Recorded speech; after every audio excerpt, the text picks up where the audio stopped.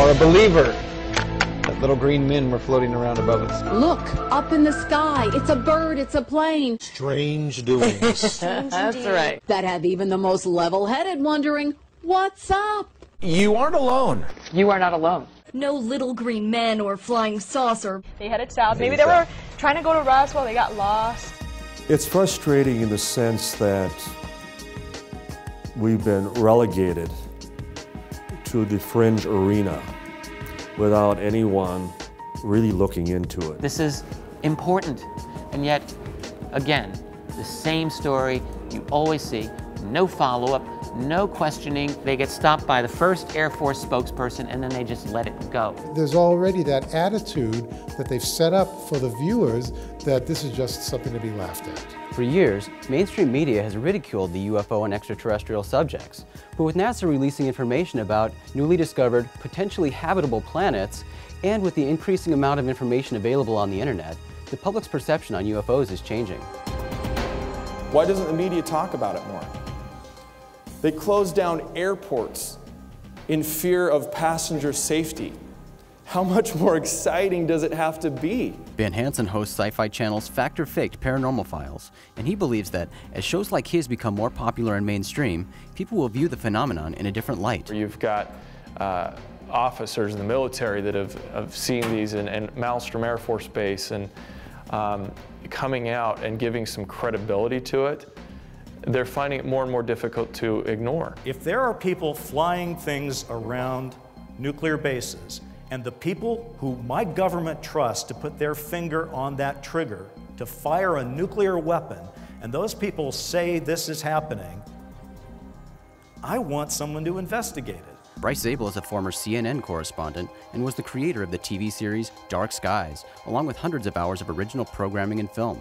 He co-authored After Disclosure with Richard Dolan, which deals with life after alien contact. His background gives him a unique perspective on UFOs and the media. Anyone who is willing to state publicly that they believe in the reality of UFOs or ET reality certainly knows what it's like to face the backwash, if you will, of official denial and ridicule. But I still notice that when I try to talk to my friends who are not up to speed on the topic, that they kind of give me that, well, there's Bryce going off into his crazy phase right now. So there's always going to be some of that until there's not. I think that there are other ways that media can handle trying to get information out there. Lee Speigel, writer for the Huffington Post, reports on UFO sightings and paranormal happenings around the world.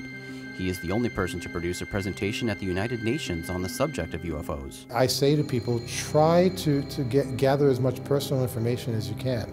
Don't believe everything you hear or read or see. I won't personally endorse a UFO story. That's not my job. That's not my role. I think that my job is to report as factually as I can. At the 2012 International UFO Congress, Bryce Zabel, Ben Hansen, and Lee Speigel converged for a panel on UFOs in the mass media. All have diverse backgrounds and experiences, but they unite on the subject of ufology. They don't take it seriously, period. It's not on the radar as a serious issue.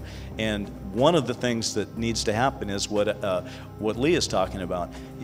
Good journalism that takes it seriously and crosses the T's and dots the I's and gets the dates right is very important. I wrote a story last year about crop circles, and I included in the story, because I felt that it was part of the story, a video of these two guys, Doug and Dave, from England, who had come forward and said, we're doing all the crop circles, and either the BBC or one of the other stations out there decided to follow these guys around in a field and show us how you do it.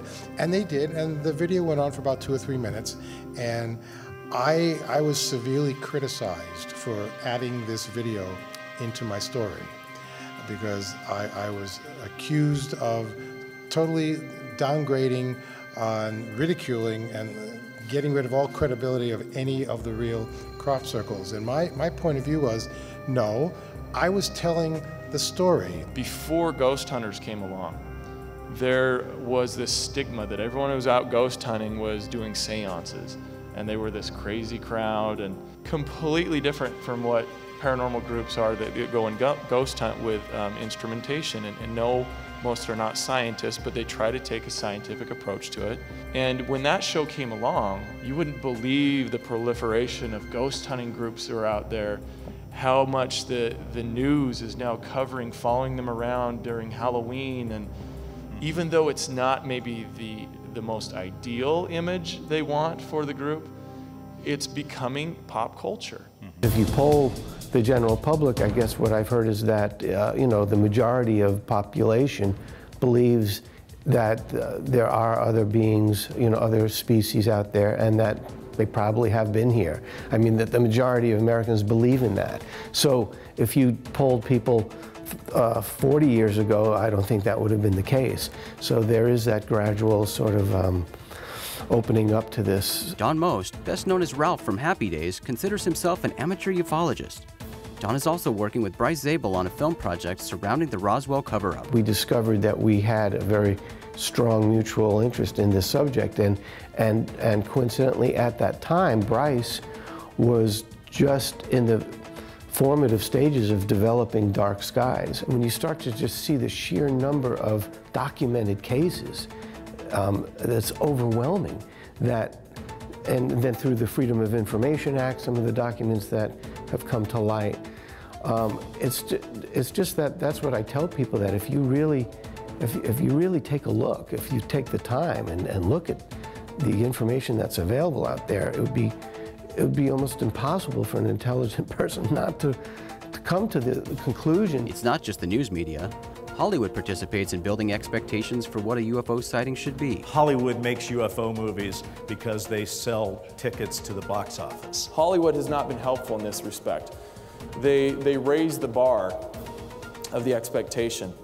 So they have the perfect framing, the perfect lighting, all these special effects, and it's raised what's actually acceptable proof in a home video. I've worked on Spielberg series with him, and I've done my own series where people accused me of being a tool of the media in the Acclimation Project. I've never been approached in a direct way by anybody to put anything on television or film. No matter what comes out of the mouths of newscasters or what's written in Hollywood scripts, it's ultimately up to you to define your own reasoning and truth. Keep an open mind, whether you're a skeptic or a believer. The skeptics, it's